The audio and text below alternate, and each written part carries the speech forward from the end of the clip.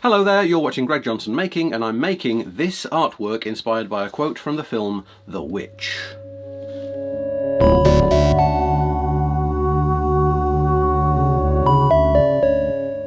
The Witch is the 2015 debut of director Robert Eggers. It's a New England folktale set in the 1630s, and it's the origin story of a witch, I think. It's why would a young woman become a witch? Let's say that her and her family are rather put through the ringer, and at a pivotal and iconic scene she is tempted, offered all the finer things in life by a mysterious, opulently clad gentleman, which kind of inspired this artwork. I was thinking decayed opulence meets rural devastation. The crops fail, everything dies. It's a very brown film, and I just sort of had a vision of this, and I didn't question it. I just thought, I'm going to make that.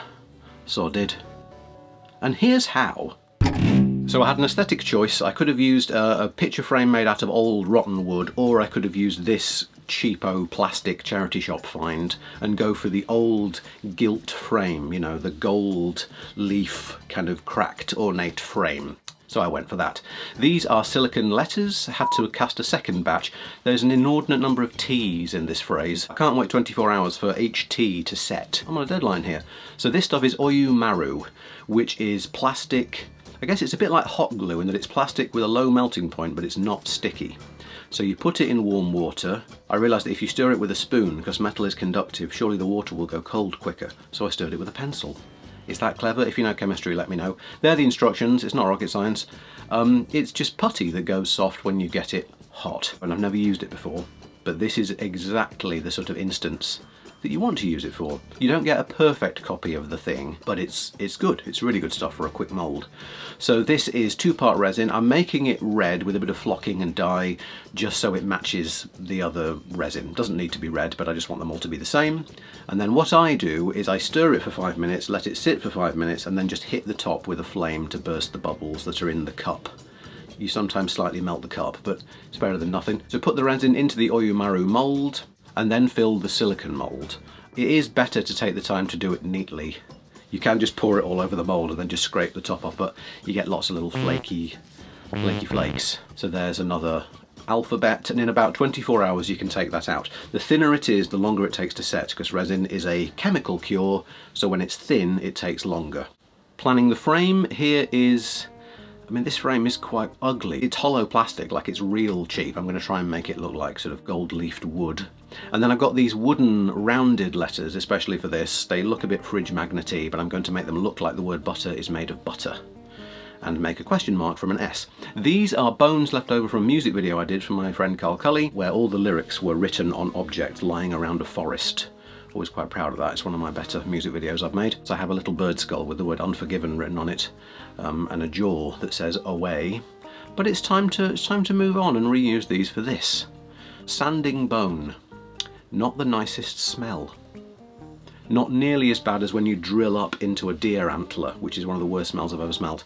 But it's that sort of burning hair, foisty. It's not good. Okay, I'm not making a little football pitch. I'm sticking on some of my thin moss sheeting, because I love this stuff, and just blending in the edges with hot glue and an old butter knife. And using a white pen, I've just drawn on where the text goes and where there's going to be a goat hoof print, or what I've been calling a goof print, which was my wife's idea. Full credit to the good ideas person in this house. Let's mix up some mud. This is spackle or polyfiller, some old tea. If you take the tea from dried out used tea bags, it's much more dusty, pale brown tea. Fresh tea bags, it's quite black, but if it's been used, it's all dusty and brown. And then I'm sticking in some black and brown paint and some wood glue, and mixing that into a paste.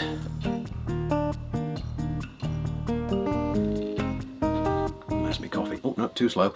Okay, so you can use the hot glue nozzle. It sort of melts down this moss quite nicely, so where you want a patch of mud rather than grass or moss. This isn't grass. This isn't a miniature, so this is meant to be at scale, so this has to be moss. It can't be grass because it's not long enough. Anyway, I still worry this isn't the right scale, but I don't worry that much. So, and I'm putting my polyfiller and tea and paint mix where those bare patches are. This is decorator's caulk. So I'm rounding out these letters. I thought about sanding the edges down, but then the simpler thing is just to put a big bit of decorator's caulk or polyfill, or you could use Milliput. And I'm trying to round out these letters and make them look like little pats of butter. But sanding! Let's go to the sanding box. This is 40 grit sandpaper. The grit of sandpaper is, I think, how many grains there are per square inch.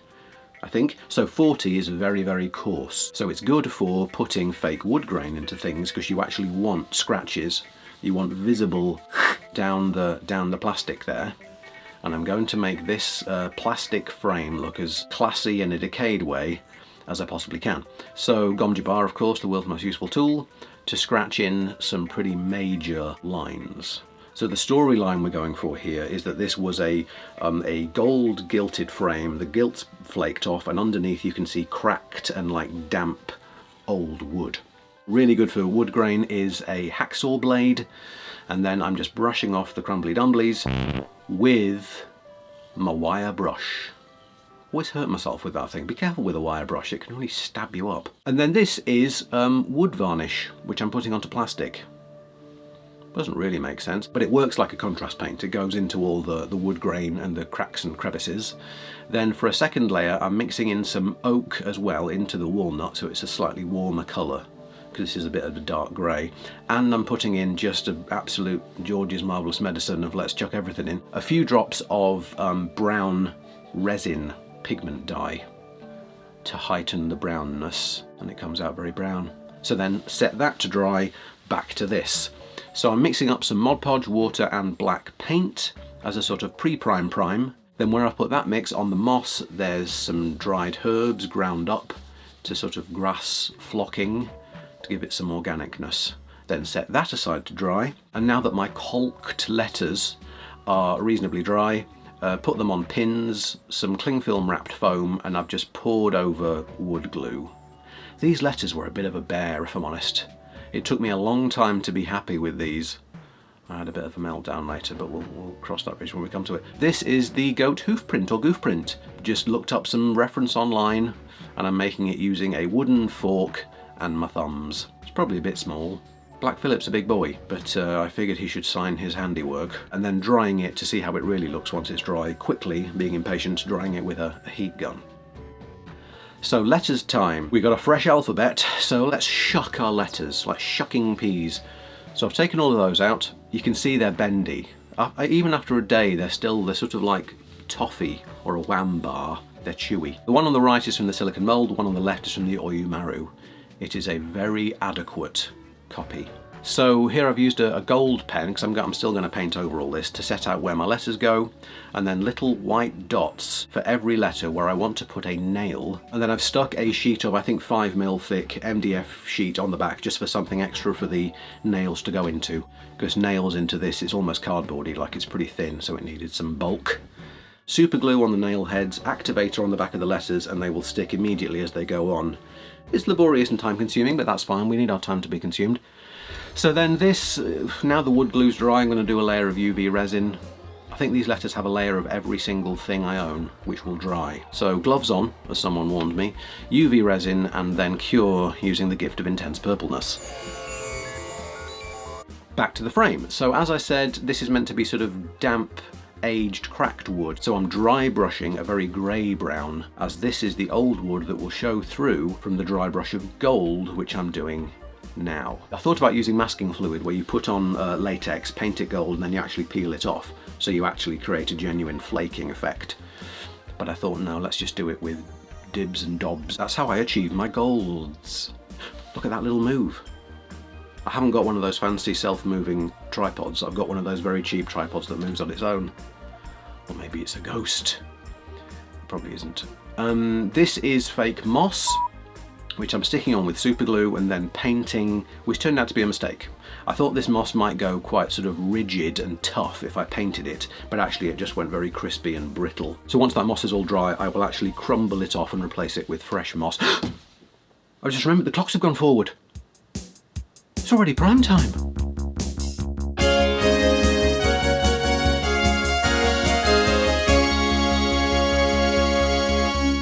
That was a great prime time, one for the ages. Well done everyone. Okay, so this is dry brushing yellow ochre. We're not going for green, we're going for autumnal death colours.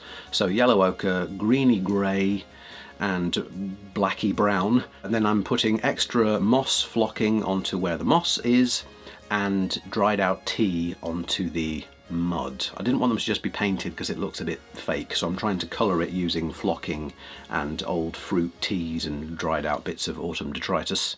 Using my antique gold enamel paint again, stippling it onto the letters so it has a slightly hammered texture, and sticking on bones, skulls and pine cones using hot glue. Cut away a little bit of the moss so it's sticking it onto the backing board and not just the moss where it'll be a little bit loose. Then yes, freshening up this is actual dried Nordic moss. And I thought, let's embrace this bright colour. Speaking of colour, these bones are a bit too white and clean, so once again I'm using the contrast paint Skeleton Horde. Skeletor, you nincompoop! That's how Skeletor used to talk. This is Army Painter Quick Shade Dip. You're meant to dip a whole miniature into the can. Whether I should have bought this, I don't know. It stinks and you've got to wash your paint with white spirit, and I don't know. And I bought soft tone. I should have maybe bought strong tone, and it was very expensive. Yeah, so full of regrets. But I'm putting it on to heighten the details in the frame, the little bits of curlicues, and it's a bit shiny. And anyway, I own it now, so you're going to be seeing a lot more of that over the next few projects. Did a tester letter, because this clear red enamel, I thinned it down using white spirit. And I thought, is this going to make the gold paint just peel off the letter underneath? It turned out fine. Slightly better than fine, because I love how these letters end up looking. I absolutely love them. The red sort of pools in the middle, so you get these gold highlighted edges. Look at that. I've got to do something Narnian. People talk about fantasy a lot, but I don't think Narnia gets quite enough love. And that gold and red combo. Chef's kiss. I obviously loved how they looked, so I got 3 shots. A wide, a mid and a close-up. Probably the first bit of the project I was actually really happy with. Sticking on some real life, man. Went out in the backyard, just got some dead, it's the perfect time of year for it, some dead bits of twigs, mint and hydrangea, and the lovely hanging basket that my mother-in-law bought for us had some lovely long dead sort of tendrils. Anyway, butter. Still not happy with these letters. I've now covered them in a very thick layer of very expensive bone-coloured Citadel miniature paint. It's getting things smooth. You know, I'm used to making things wood grain or rusty, but making something smooth is hard because most liquid layers will either ripple or crack or have bubbles in. But this final stage, I got some 3D crystal lacquer, which is a thick gloss lacquer, mixed in a tiny pinprick of yellow contrast paint and a tiny blob of white acrylic paint. And it made this nice opaque but slightly shiny pale yellow buttery glaze. And on that rather lovely phrase, buttery glaze is a lovely phrase, it's a lovely phrase, it's buttery glaze. Let's take a look at the finished thing. What dost thou want?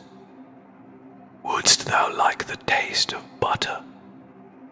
A pretty dress? Wouldst thou like to live deliciously? Wouldst thou like to see the world? I know I would. It's a nice wall artwork.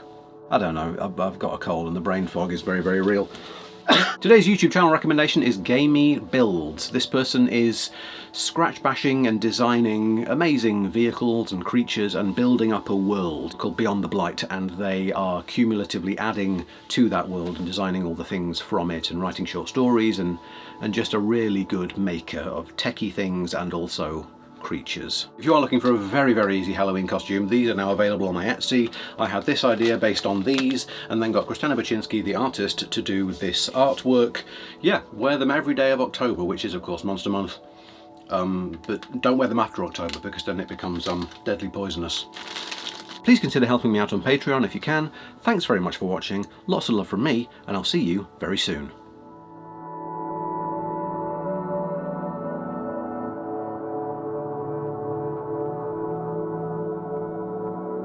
Wouldst thou like to watch a YouTube video on Black Phillip? Wah!